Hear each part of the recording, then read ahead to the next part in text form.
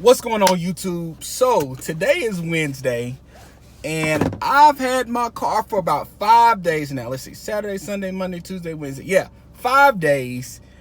And since having this car, the excitement, the high, being on cloud nine, I've kind of like settled down and been able to kind of like soak in everything and just process everything. And I'm just looking back to what I did Saturday and how it could have been done differently. Now, granted, I can't change the past or whatever, but I'm just thinking of how I could have done things differently. I'm just go, go, go, go, go, go, go. And sometimes I don't stop to think about the choices that I'm making and end up making like impulsive decisions. I wouldn't say that this was an impulsive decision. This was definitely a need. But a lot of times, I think Saturday I was just overwhelmed. Like, it was just something new for me. I was just overwhelmed. And now I've had the time to like process everything. Now, when I tell y'all I'm go, go, go, go, go, like I wasn't messing around. As soon as I left the dealership Saturday, I went and I emailed my paperwork to my insurance. My insurance emailed me back on Monday. They added my policy to my account. They emailed me my insurance cards. And Monday when I left work, I went down to the DMV and got me a tag and registered my car. So when I tell you I don't be messing around, I do not play around when it comes to stuff like this. Again, looking back, there's some things that I know now that I want to share with you that may help somebody that's having to buy a new car or in a similar situation that I was. The first thing I wish I would have did a little more research on and just kind of taking that into account was the rates and monthly payments. With inflation going on, rates for everything are like super high. I'm thinking, oh yeah, I got good credit, I'm gonna get a good rate. That's not the case. Well, that wasn't the case. I did have great credit. My credit score was a 795, but I still had a high rate because of like inflation and stuff. Rate is not the only thing that affects your monthly payment. Down payment, I did not have a down payment to put on my car. Now looking back at it, do I wish I would have put something? Maybe. I wish I would have, because I was in such a bind, I really didn't have a choice, but I really wish I would have taken the time or had the time to set aside some money to put down. Your rate can also vary at the length of term that you choose to get the car. So you can get it for like 36 months, 48 months, 60 months, 72 months. Like, your rate can kind of vary at how long you take to pay on the car.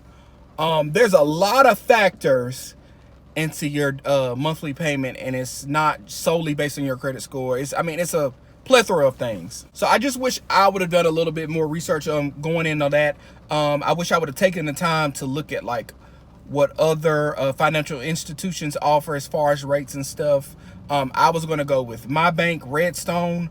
The dealership actually offered me a lower rate, so I went with the dealership. But I just really wish I would have taken that time out to do that.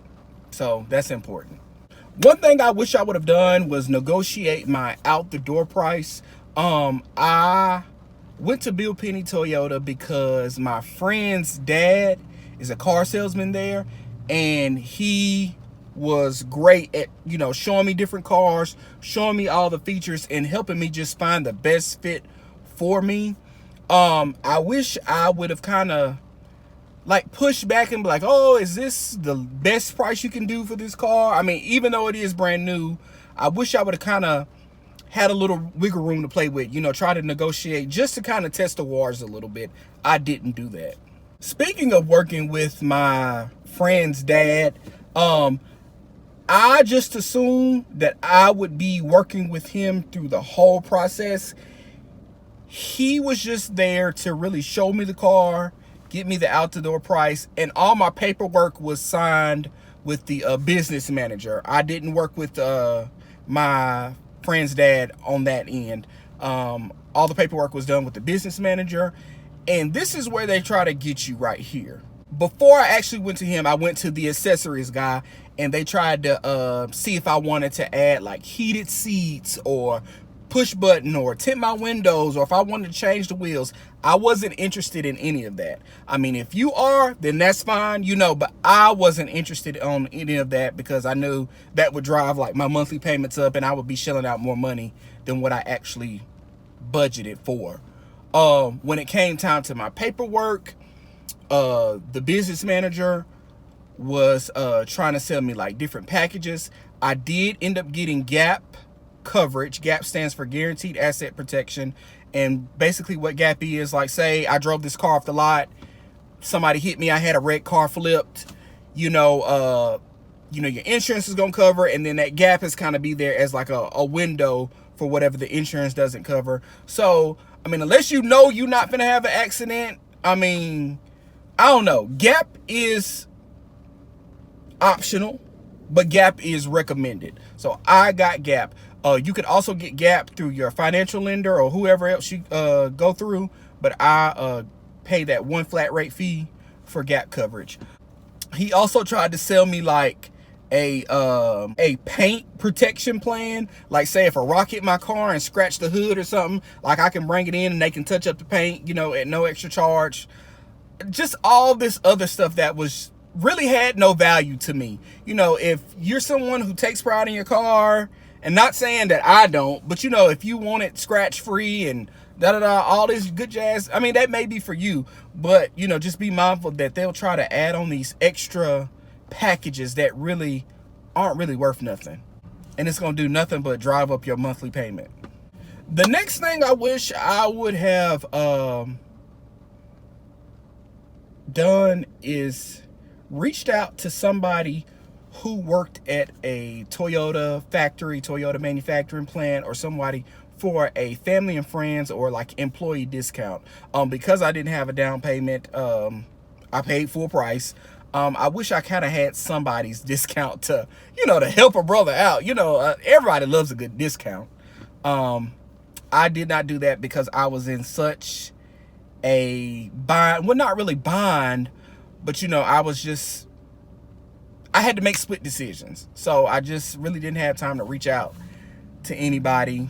Well, I take that back. I didn't take the time to reach out to anybody to see if they can like give me a discount, or if I could use their like employee discount or something, you know, to help knock down the price. Saturday when I left the dealership, I was just so overwhelmed with all the information that I had received, all the paperwork I had to go through and just signing. And you know, again, like I said, I was just anxious. I was just ready for it to be all over with. I mean, in the end, I have a great car. I know I have a great car. I hope it lasts just as long as my Galant did. You know, that was a 17-year-old car, so I'm hoping this can last me, you know, 20 plus. But yeah, those are just some things to think about, you know, when you're going to a dealership to buy a new car. You know, don't be afraid to push back. Don't be afraid to say no, because at the end of the day, it's going to be your money, your hard-earned money that you work for, that you're going to be spending on something. And like I said, because I was in kind of in a rush, an internal rush, you know, trying to get something, you know, I really didn't take the time to kind of slow down and really think about what I was doing and just kind of do a little bit more search, you know. But it's okay. It all works out. Everything happens for a reason. But yeah, if you guys have any questions about my car buying experience or anything I can help you out with, y'all let me know in the comments.